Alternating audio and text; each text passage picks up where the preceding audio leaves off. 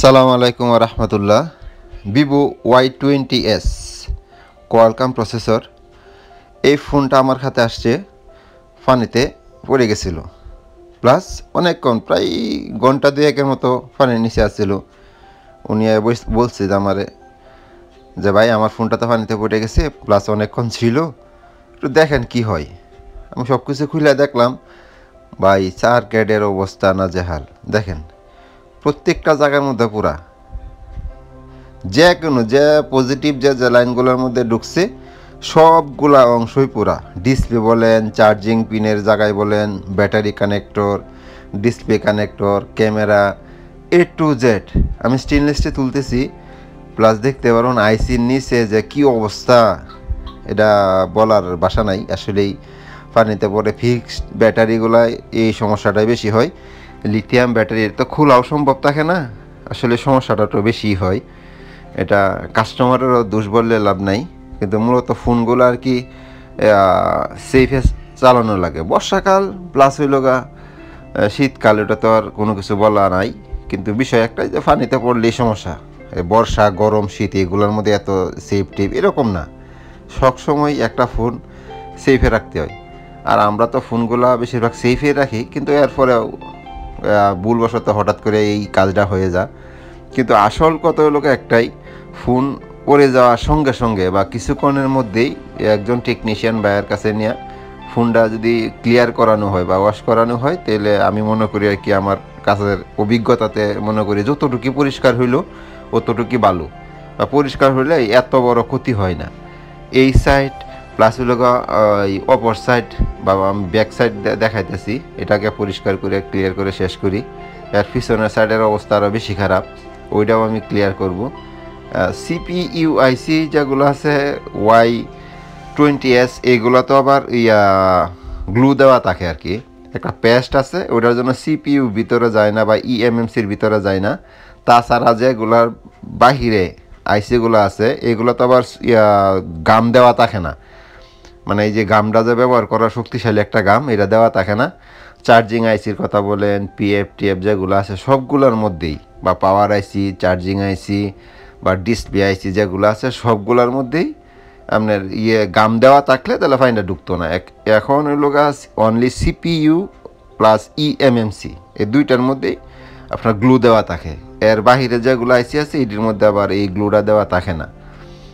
তাই CPU/IC বা eMMC এটা আমি খুলবো না।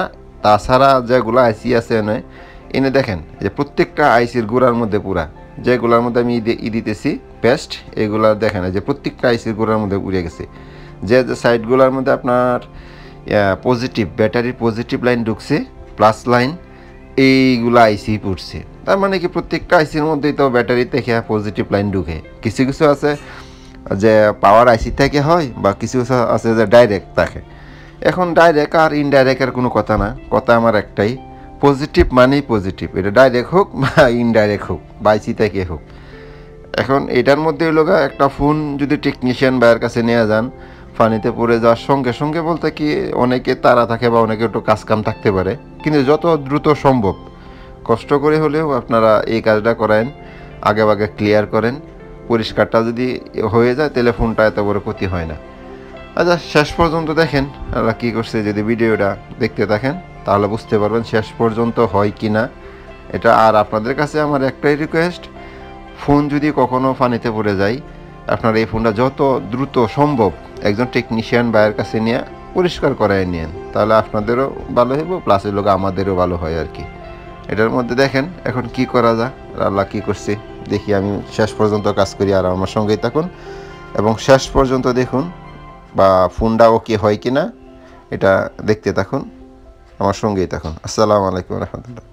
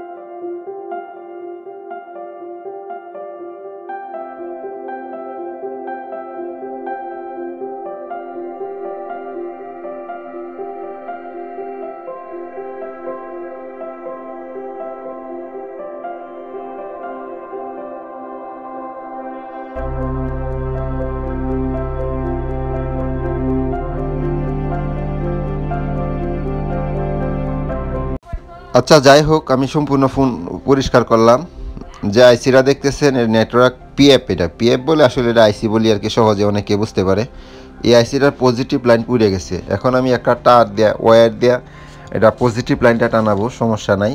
এই যে 4G আইসিটার সাথে এই জায়গা থেকে আমি একটা ওয়্যার দেয়া পজিটিভ লাইনটা দিয়ে দিতেছি।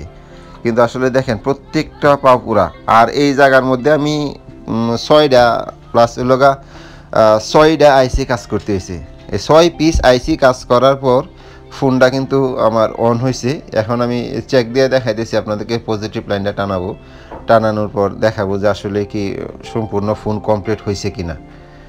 আর দেখেন আমি পজিটিভ লাইনটা দিতেছি, যেটা লাইন দিতেছি এটা হলো 4G আইসি। এই জায়গা থেকে আমার যতটুকু ভোল্টেজ দরকার এই পিএফটা অন করার জন্য অতটুকু ভোল্টেজ এনে আছে। এই ভোল্টেজটা এই জায়গা থেকে টানানোর পরে এটা শুধুমাত্র চেক দেওয়ার জন্য আর কি। আর ওই জায়গার যে পিনগুলো আছে পজিটিভ লাইন, এটা এই জায়গা থেকে একদম পুরিয়া শেষ, এটার মধ্যে আর নাই। তাই আমি শর্টকাটে আর কি এই ওয়্যার দিয়ে একটা পজিটিভ লাইন টানিয়ে দিলাম। এখন আমি ফোনটা সেট আপ দেবো। সেট আপ দেওয়ার পরে দেখতে পারবেন যে আসলে ফোনের অবস্থাটা কি বা কোন অবস্থায় আছে, পাওয়ারে অন হয় কি না এটাও দেখতে পারবেন, সমস্যা নেই। এই দেখেন আমি প্রত্যেকটা জায়গা দেখাইতেছি। দেখেন এআইসি বা পিএফ, ডিসপ্লে আইসি, পরে চার্জিং আইসি, সাপ্লাই আইসি যেগুলো আছে সবগুলো আইসি কিন্তু আমার রিভলভ করা লাগছে। আর সবগুলা আইসির রিভলভ এত বড় একটা ভিডিও তো দেখানোটা সম্ভব থাকে না, আর লং হয়ে যাবে একটা ভিডিও। এই যে দেখেন যে জায়গাটা আমি করতেছি এটা হলো ডিসপ্লের লাইটের এনে একটা লাইন থাকে, এটা পুরা বা এটা আমার কাজ করতে হয়েছে। কী বলবো ভাই, অবস্থা খুবই খারাপ, মানে পানিতে পড়ার পরে অবস্থা একটা ফোনের খুবই খারাপ। আমি মাদারবোর্ডটা সেট আপ দিতেছি। সেট আপ দেওয়ার পরে দেখেন যে আসলে এই ফোনটা অন হয় কিনা বা কমপ্লিট হয় কিনা। আর এই ফোনের তো আসলে দেখেন অবস্থাটা খুবই খারাপ, কিন্তু তারপরেও আলহামদুলিল্লাহ অবশেষে ফোনটা হয়েছে। কিন্তু আমি চেক দিয়ে দেখাইতেছি আপনারা, দেখেন আমি চেক দেবো ফোনটা, মাদারবোর্ডটা সেট আপ দিয়ে নিই, তাহলে বুঝতে পারবেন যে ফোনটা ওকে হইল কি না। এই যে এটা হলো পজিটিভ লাইন, যেটা লাইনটা আমি টানাইয়া দিছি, ওটা বাঁকানো অবস্থায় আছে আর কি। এখন এটা আমি ফোনটা অন করব, সমস্যা নাই।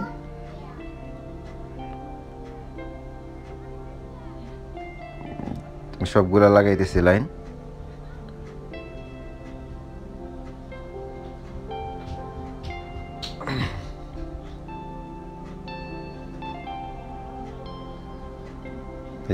প্লাস এ অন করতেছি,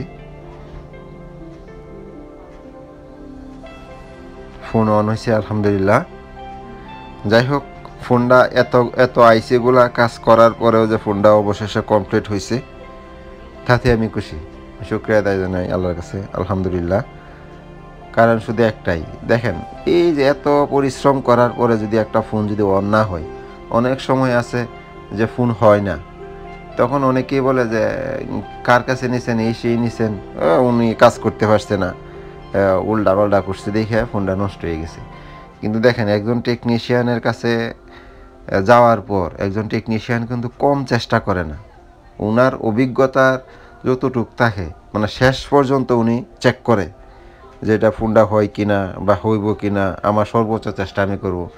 আর এত কাজ করার পরে যদি কাজটা সাকসেস না হয়, তখন কিন্তু একজন টেকনিশিয়ান ভাইয়ের এটা বড় ধরনের একটা লস হয়। লস মানে ওইটাই, এই যে এত পরিশ্রম করার পরে 5টা 7টা আইসি কাজ করার পরেও যদি ফোনটা না দাঁড়ায়, তখন তো একজন টেকনিশিয়ান ভাইয়ের এটা লস। কারণ লাগা ওইটার মধ্যে ঘন্টা 1.5 বা 2 সময় কাটানো, তার মানে কি অনেক লস। অনেক লস তো বলতে পারেন, আপনারা বলতে পারেন ঘন্টা 2 কেয়ার বিষয়, কিন্তু আসলেই না, ঘন্টা 2 অনেক কিছু, এর পরিশ্রমটা অনেক কিছু, এই আইসিগুলো রিভলভ করা অনেক কিছু। আচ্ছা যাই হোক, আর আমার এইরকম ভিডিও প্রচুর পরিমাণে আছে, দেখতে চাইলে আমার চ্যানেলের ভিতরে ঢুকে দেখে আসতে পারেন। ভালো থাকবেন, আসসালামু আলাইকুম রহমতুল্লাহ।